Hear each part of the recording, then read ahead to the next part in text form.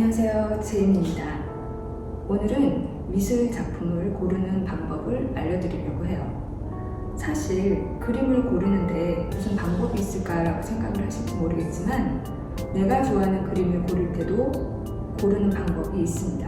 우리가 미술 작품을 고를 때 목적이 있잖아요. 예를 들어서 선물을 할 것인지, 내가 좋아서 구입을 할 것인지, 아니면 미술 투자를 할 것인지, 이렇게 세 가지 정도로 나눠볼 수가 있어요. 또한 각각의 목적에도 중요한 요소가 있습니다. 취향과 설치 공간, 그리고 가격대도 무시할 수가 없겠죠. 어쨌든 가장 중요한 요소는 구매 목적입니다. 그래서 오늘 구매 목적에 따른 세 가지의 방법을 알려드리려고 해요. 첫 번째로 선물로 구입하는 경우가 많아졌는데요. 선물용으로 구입하는 그림으로 적당한 것은 풍성한 꽃그림이 좋습니다. 상대방의 취향을 알면은 상대방의 취향대로 그림을 고르면 좋겠지만 그렇지 못할 경우에 꽃그림이 가장 무난한데요. 화사하고 풍성한 꽃그림은 집안에 복을 가져다주고 돈을 불러준다고 예전부터 가장 선호하는 그림 중에 하나입니다. 그리고 그림을 선물 받으면 조금 더 특별한 느낌을 받을 수 있어서 최근에는 그림 선물이 많은 각광을 받고 있어요. 두 번째는 내가 소유하고 싶은 그림입니다. 내가 나를 위해 그림을 고를 때는 딱히 방법이 있다기보다 내가 좋아하는 그림을 구입하면 좋은데, 사실 내가 좋아하는 그림을 구입할 때도 무슨 그림을 골라야 할지 막막할 때가 있어요. 그럴 때는 내 취향을 먼저 생각을 하세요. 그림을 봤을 때 가장 마음이 편하고 위로가 되고 어떤 스타일의 그림이 끌리는지를 알면 좋겠죠. 그런 분야를 이제 장르라고 말할 수 있겠는데요. 추상과 구상, 그리고 풍경과 정물, 인물, 그렇게 나눌 수가 있고, 또 이외에도 현대 작품, 고대 작품 등등 너무나 많은 분야가 있어서 오늘 다 소개해 드릴 순 없고 제가 그런 분야를 다시 정리해서 설명을 드릴게요. 또 생각해야 될 부분이 내 취향이 결정이 되었으면 설치할 공간을 생각해 봐야 되는데요.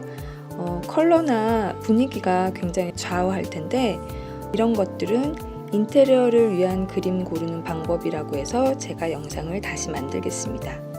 세 번째로는 미술 투자, 즉 재테크를 위해 구매하시는 경우에 대해서 조금 자세하게 설명을 드릴게요. 지난 시간에 아트테크가 무슨 말인지 설명해 드렸죠. 아트와 재테크의 합성어라고 말씀을 드렸는데, 이렇게 아트테크를 위해서 작품을 구입하는 분들이 늘어나고 있습니다. 기왕 작품을 구입했는데 이것이 재산 가치가 있다고 생각을 하게 되면 더 구입하고 싶은 마음이 생기겠죠. 내가 좋아하는 그림도 걸고 그것이 나중에는 돈도 되고 그렇게 되는 거겠죠. 새해가 되면서 집을 구매하시거나 이사를 가시거나 하셔서 인테리어를 새로 계획하는 분들이 많으실 텐데, 패브릭이나 가구를 바꿔도 좋지만 그림을 바꿔주는 것은 가장 큰 효과가 나타납니다. 이렇게 그림을 구매할 때 생각해야 될 방법 몇 가지를 알려드리려고 하는데, 기왕이면 재테크에도 도움이 될 수 있는 방법이에요.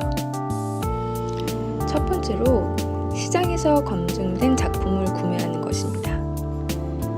시장에서 검증됐다고 하는 것들은 작가 활동을 활발히 하고 있는 분들의 작품인데요. 신진 작가, 중견 작가, 원로 작가 그렇게 나눌 수가 있는데, 신진 작가는 이제 막 작품을 시작하는 분들이시고, 중견 작가는 어느 정도 그 단계를 거쳐서 꾸준히 작품 활동을 하고 계시는 분들이고, 원로 작가는 오랜 세월 시간과 노력을 투자해서 작가의 길을 끝까지 걸어가시고 있는 분이에요.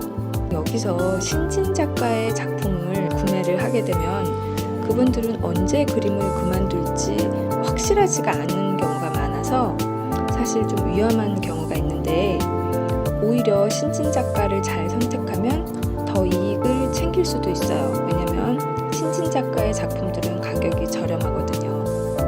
중견 작가나 그 이상의 작품들은 안정적이기는 하지만 이미 가격이 많이 올라가 있으므로 신진 작가의 작품을 잘 선택하는 것도 좋은 방법입니다.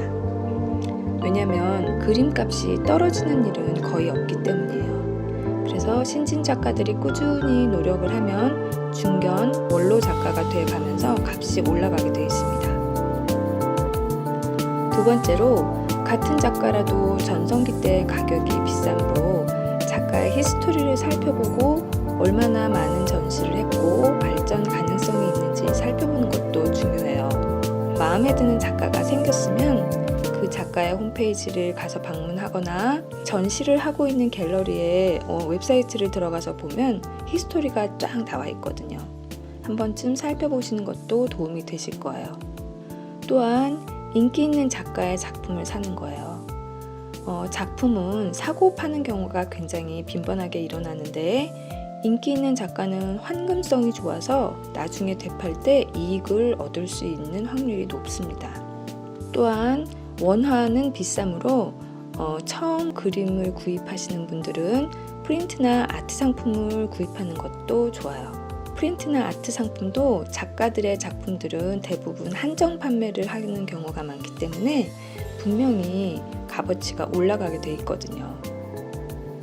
그리고 또 하나는 소장 이력을 살펴보는 거예요. 어떤 컬렉터가 구입을 했는지 알아보는 거죠. 유명 컬렉터들은 그냥 컬렉터들이 되는 것이 아니에요. 오랜 시간 연륜이 쌓여서 그림을 보는 안목이 높아져 있으므로 그런 컬렉터들이 구입을 한 작품들은 분명히 좋은 작품이 될 확률이 높습니다. 마지막으로 불황기에 리세일하는 작품을 사는 거예요. 작품도 부동산과 마찬가지로 사고 파는 시기가 중요하거든요. 오르기 전에 사고 올랐을 때 되팔고 타이밍이 중요합니다. 불황기에 나오는 좋은 작품들을 구매하고 호황기에 내놓는 거죠.